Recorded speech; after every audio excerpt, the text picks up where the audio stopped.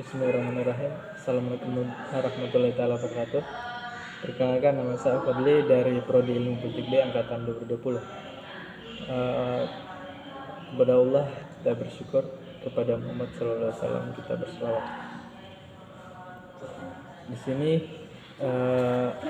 saya akan menjelaskan beberapa materi mengenai mata kuliah Sistem Hukum Indonesia yang diberikan oleh Bapak Azriel Pualilin SHMH sebagai pengampu mata kuliah tersebut.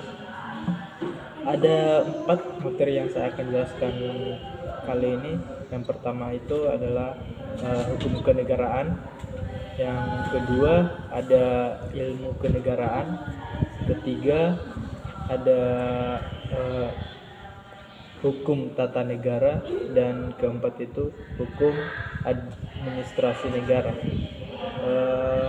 Jadi keempat materi ini saya akan menjelaskan terlebih dahulu, yakni hukum kenegaraan. Jadi hukum kenegaraan Republik Indonesia.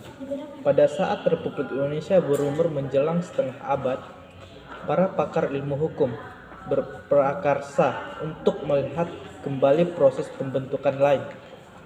Pertumbuhan hukum kenegaraan sejak proklamasi kemerdekaan tanggal 17 Agustus 1945. Karena kompleksnya masalah-masalah hukum yang disoroti, maka wajar bila tidak hanya digunakan ilmu hukum tata negara saja, melainkan ilmu-ilmu yang berkaitan seperti ilmu politik, administrasi negara, pemerintahan, dan sosiologi. Hingga kini, meskipun sudah berusaha sejak awal di Suarsa 1950-an, para pakar, sarjana, dan ahli hukum belum mampu sepenuhnya membentuk hukum kenegaraan Pancasila untuk menggantikan sistem hukum yang kita terima sebagai warisan pemerintahan kolonial Hindia Belanda. Lebih-lebih kalau tatanan hukum itu dalam terpanya tampak bahwa masih banyak bagian yang memerlukan perhatian sungguh-sungguh karena kelemahannya, kurang lengkapnya, kurang jelasnya, atau kurang selarasnya dengan kenyataan-kenyataan dalam kehidupan masyarakat yang sedang berkembang. Selain mempelajari hukum dan membahas teori hukum, maka perlu juga dipelajari tatanan kenegaraan yang berwujud produk-produk hukum berpangkal tolak dari teori-teori itu. Buku ini berisikan makalah-makalah yang disajikan dalam seminar hukum kenegaraan Indonesia yang diselenggarakan oleh Fakultas Hukum Universitas Indonesia pada tanggal 5 dan 6 Desember 1991. Menyajikan 8 masalah pembahasan, yaitu: yang pertama, hubungan pemerintah dengan perwakilan rakyat. 2. Pembangunan dan masalah pertahanan. 3. Beberapa persepsi non-barat mengenai hak asasi manusia. 4. Kedudukan desa dalam tata negara Republik Indonesia. 5. Peradilan tata usaha negara dalam kaitannya dengan Restat Republik Indonesia. 6. Sistem pemilihan hukum yang menjamin tersalurnya aspirasi rakyat. 7. Kedudukan, hak, dan kewajiban tenaga kerja dalam pembangunan. 8. Prospek peranan ABRI dalam kehidupan sosial politik di masa depan.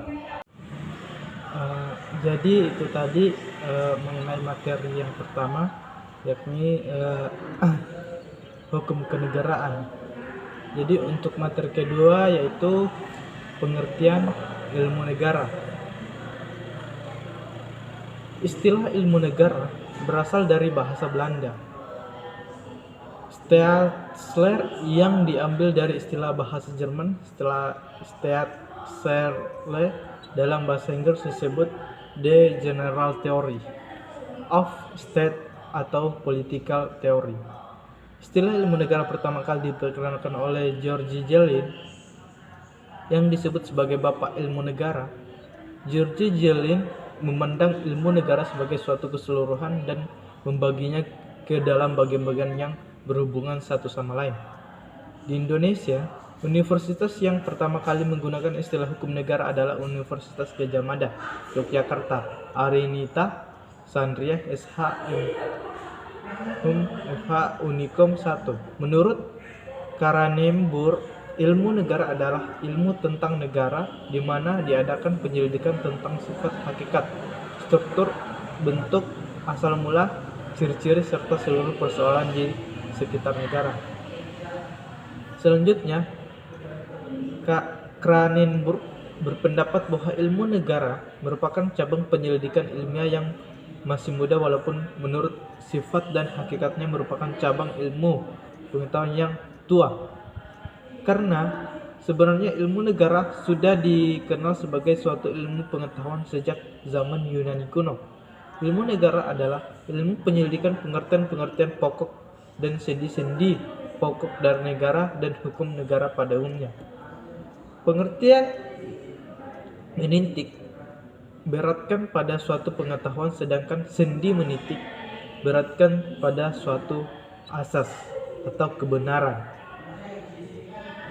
Ilmu negara mempelajari negara secara umum mengenai asal-usul wujudnya, lenyapnya, perkembangan dan jenis-jenisnya.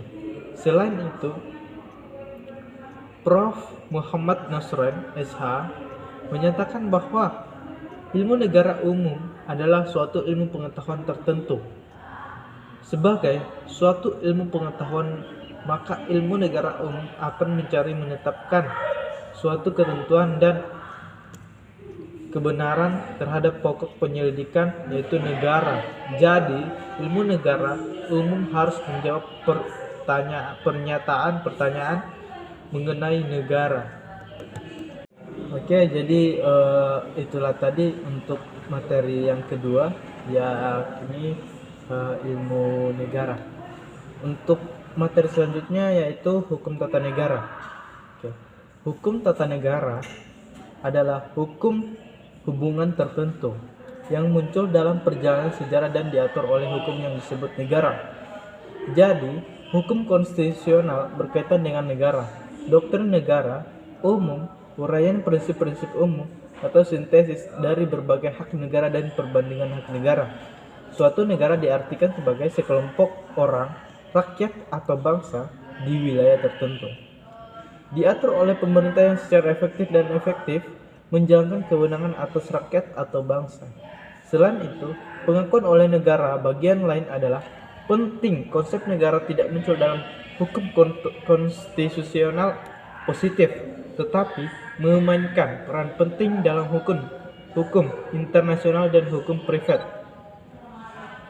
Dalam hukum internasional, negara adalah subjek hukum internasional. Dalam hukum privat, negara adalah badan hukum. Tunduk pada hukum, sebuah negara atau nasional independen dalam hubungan eksternalnya. Kompleks kantor yang diatur oleh undang-undang yang memiliki hubungan yang diatur secara hukum satu sama lain dan dengan subjek. Hukum konstitusional adalah hukum utama yang membentuk kantor pemerintahan, memberikan kekuasaan dan mengatur hubungan dengan warga negara. Ini adalah karakteristik hukum konstitusional yang berkaitan dengan hubungan di mana pemerintah terlibat ini, terutama hubungan antara berbagai badan pemerintah. Hukum dengan warga negara cenderung pada bidang hukum administrasi, kecuali jika kita berbicara tentang alokasi alat kekuasaan terhadap warga negara. Dalam pengertian konstitusional, kekuasaan adalah potensi pemaksaan faktual. Kekuasaan adalah kekuasaan yang diatur oleh secara hukum. Hukum tata negara juga mengatur hubungan dalam pemerintahan, orang atau kelompok yang orang disebut di kantor.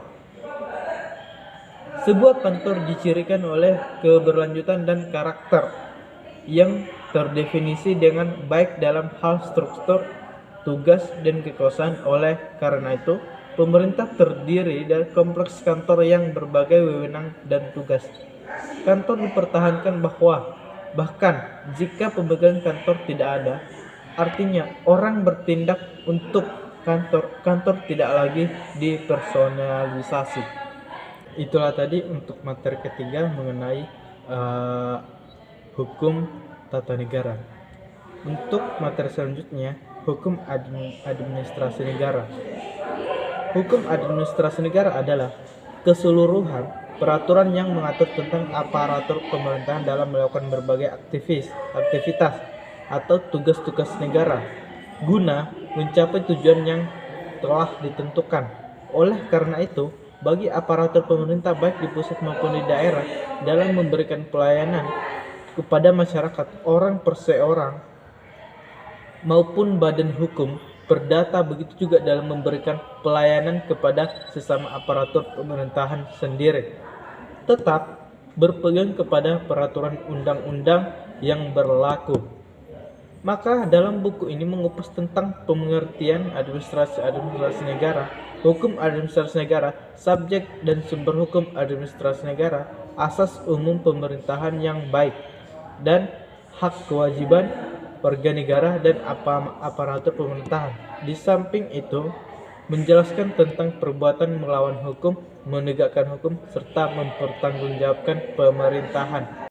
Itulah tadi keempat materi yang sempat saya jelaskan kali ini.